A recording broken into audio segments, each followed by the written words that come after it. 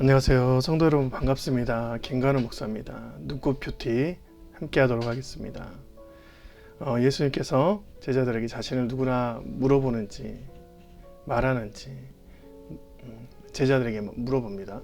예수께서 따로 기도하실 때 제자들이 주와 함께 있더니 물어 이르시되 무리가 나를 누구라 하느냐 했습니다. 여기서 대상이 구분되죠. 제자들과 무리. 제자들은 예수님이 따로 기도하실 때에도 함께 갔던 사람이고, 무리는 이제 예수님이 따로 기도하실 때 함께하지 못한 분리되었던 사람이죠. 그런 무리들이 예수님에 대한 인식이 어떤지 제자들에게 물어보는 것입니다.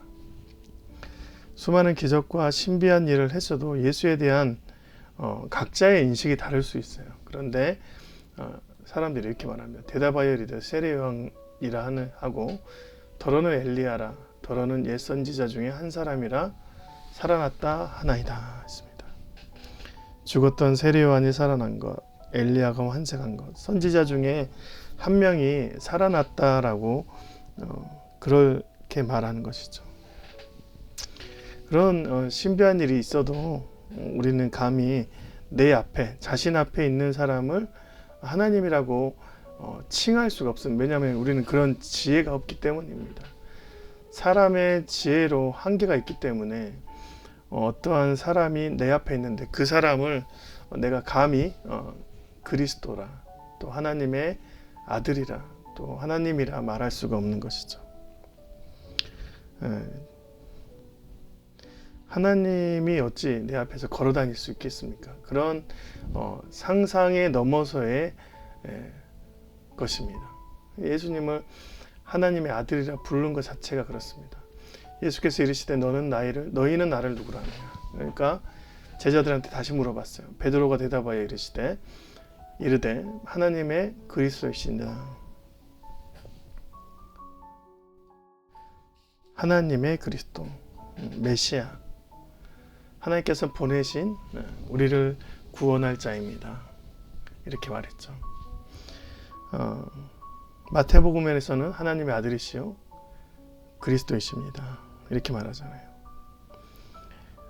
지금 이렇게 베드로가 말하는 것은 자신의 지식으로 말하는 것이 아니라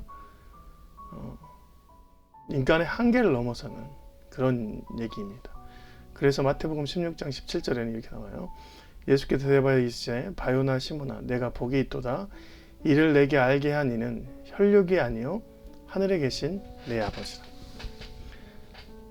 요나의 아들 시몬아, 그러니까 너희 아버지에게서 태어난 시몬아, 내가 이를 혈육에서 너희 아버지나 또는 조상에게서 배운 것이 아니라 지금 하늘에 계신 너의 하나님 아버지가 알려주신 것이다. 이렇게 말하는, 하나님께서 알려주신 얘기를 하고 있는 거예요. 여러분, 우리가 인간이지만 우리는 하나님의 진리를 아는 영적인 존재가 됩니다. 그래서 하나님의 호흡으로 새롭게 되어진 생명의 사람이죠.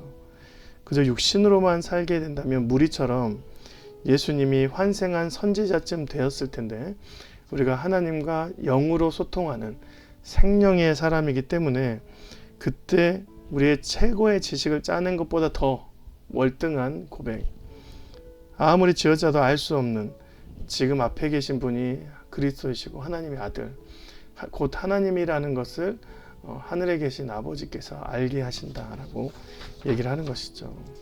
제자인 베드로가 그것을 깨닫게 된 것이죠. 이 신앙 고백 위에 예수께서 교회가 세워진다라고 합니다. 또 한 가지 21절 22절 경고하사 이 말을 아무에게도 이르지 말라 명하시고 이르시되 인자가 많은 고난을 받고 장로들과 대제사장과 서기관들에게 버림받아 죽임을 당하고 제3일에 살아나야 하리라 했습니다. 그럼 지금 예수님은 최고 유명세를 타고 있어요. 그런데 이대로라면 유대의 왕이 되고 로마의 억압에서 구해줄 수 있을 것 같습니다. 그런데 자기가 죽임을 당하고 모욕당하는 상태가 된다. 그리고 3일 만에 부활하게 될 것이다 라고 얘기를 하는 것이죠. 여러분, 이 이야기조차도 인간의 생각으로는 도저히 이끌어낼 수가 없습니다. 누가 알려줘야 돼요? 하늘에 계신 아버지께서 알려주셔야 우리는 알 수 있어요. 우리는 알고 있잖아요. 십자가에서 죽으시고 3일 만에 부활하신 예수께서 우리에게 동일하게 죽음을 이기게 하실 것이고 그 영원한 부활의 생명을 주실 거라는 것을 알고 있습니다. 여러분, 이건 우리의 지식, 우리의 한계의 지식에서 지어짠 것이 아니라 하나님께서 우리에게 영의 지혜로 확정시켜 주신 것입니다. 또 한 가지 더 언급하십니다. 또 우리에게 이르시되 아무든지 나를 따라오려거든 자기를 부인하고 날마다 제 십자가를 지고 나를 따를 것이냐. 누구든지 제 목숨을 구원하고자 하면 잃을 것이요 누구든지 나를 위하여 제 목숨을 잃으면 구원하리라. 자기를 따라오려면 나를 위해서 목숨을 버려야 된다. 우리가 보통 따라가기 위해서는 무엇을 보고 따라갑니까? 자신에게 유익이 되거나 배울 것이 있으며 따라가요. 그런데 여러분, 지금 예수님께서는 나를 따라오면 내가 십자가를 지고 목숨을 잃을 것이다. 유익이 있습니까? 손해가 있습니까? 손해가 있죠. 무조건 손해입니다. 죽는 것은 손해예요. 그런데 생명을 보존하고 나라를 다시 찾는 것이 유일한 것인데 오히려 죽은 건데 죽는다라고 생명을 잃는다라고 하니까 무조건 손해이지만 이 안에서도 우리에게 유익이 있다는 것을 누가 알려주는 거예요? 하늘에 계신 하나님께서. 무조건 우리에겐 손해이지만 결국 우리가 그 안에서 영원 생명을 얻을 수 있다는 것을 알고 있기 때문에